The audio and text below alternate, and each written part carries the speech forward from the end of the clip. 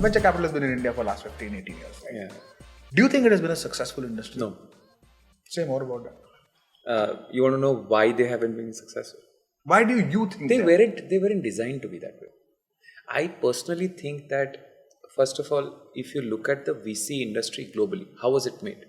The way it was made is that successful entrepreneurs actually came in after they had finished their entrepreneurial careers and had a passion to actually go and develop young entrepreneurs to get to what their passions were. This is the global VC model. Whether you take Germany, you take US, you take China, you actually find that people at the top are experienced entrepreneurs. That was not the case with India.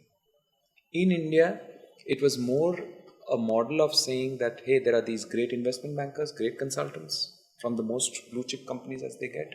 उनको ले लो, ये गधा मजूरी करेंगे और ये तुमको best company ढूंढ के लाएंगे और ये अपना जनरलिस्ट स्किल्स लगाएंगे और उस कंपनी को बड़ा कर देंगे. I think by design, we had very few entrepreneurs who started VC businesses. Or for that matter, we probably had zero entrepreneurs who were very big themselves who actually started very big businesses. By design, VC industry was in India. Now it's changing. Why? And it's changing in the other way direction. I mean, in the other direction wherein a lot of successful entrepreneurs are becoming angel investors. That's where it's changing. It's not changing the VC model. Yeah. Right. So I think by design, the kind of people who were there were very different. Right. It was more the generalist people who were ahead of others in the society, the top 1 percentile of the successful people around were actually becoming VCs. So that's one.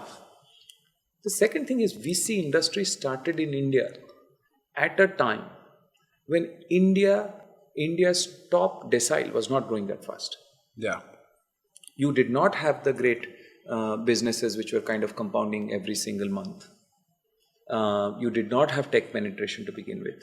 You did not have the infrastructure across many other offline businesses that they could just take off. You did not have the brands that you can speak of today. So they actually started in an era wherein there was a lot of promise of what could happen rather than the infrastructure being there. I think that's the second big reason that VC was not that great a business to begin with.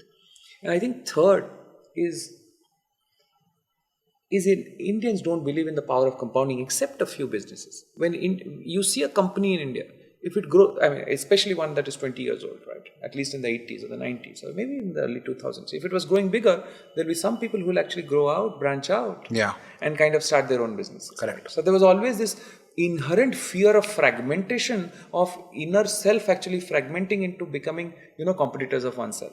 Correct. Right? So I think the industry itself had not really changed. In India, we did not have, if you look at, I was in Matrix, right? Between 2006 when Matrix was founded, Matrix India was founded, to let's say 2016. How many unicorns did India have? Likely 4 or 5. Less than 5.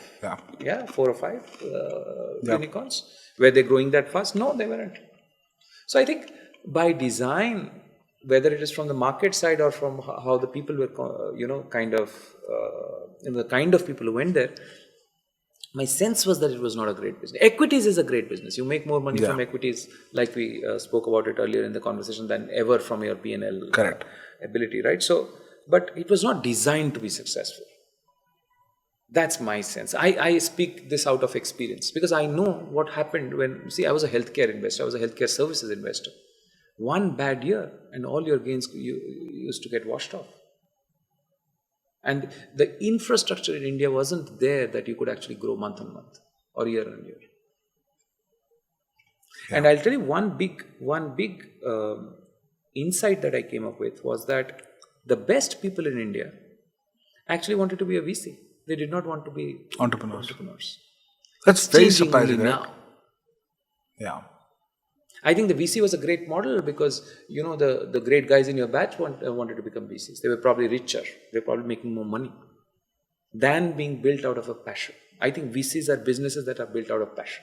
I'm an angel investor and so are you. I'm pretty sure the reason I invest, at least मैं इस पे invest करता हूँ कि भाई मेरे को मजा आया उस बंदे को. मेरे को चाहिए कि वो बहुत बड़ा आदमी बने. When I invest in a guy, I believe that guy, if he becomes big, I'll be happy. It's very it's a very passion-led thing. It's not to do with money. Yeah. I think that was missing in VCs. when I saw. It was too calculative. It was too analytical. Yeah. It was not very intuitive. And that's because of the people that were there. Right? So, I also think you're absolutely right. I think the lack of entrepreneurs in the venture capital, even today, by the way, even today, the number it's of changing, but very slowly.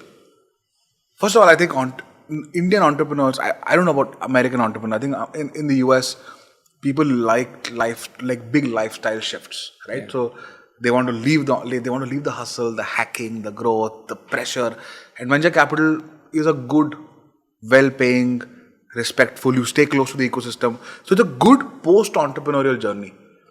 I think it's a horrible pre-entrepreneurial journey. Yeah. Because you're too close. Like I'm assuming you became an entrepreneur because it's the 12th man syndrome, right? You're giving drinks and you're a good player. You're extremely intelligent and you're clearly amongst the smartest in your batch and so on. But you aren't playing the game. And you aren't making the money. And you aren't hiring the people. And you aren't creating value. And you aren't in the papers. It's just capital for a lack of a better word, it's brokerage of capital. No, I'll tell you my story. When I was a VC, I became an entrepreneur for a very simple reason. I thought I could be better than the guy I was funding. Very simple. And I was a analytical guy. So I actually reasoned it out to myself that, hey, there's 10 reasons why I can't find a reason against it. That's the reality. Yeah. I was funding the guy. I thought he is doing a poorer job than what I could do. Right? And I saw a gap. It was never the other way around. I never really, at least maybe it's a function of the sector that I was in, but reality is that I never met a lot of guys and I got inspired by them. I always thought that, hey, you know what, there are these gaps and maybe I can do it better.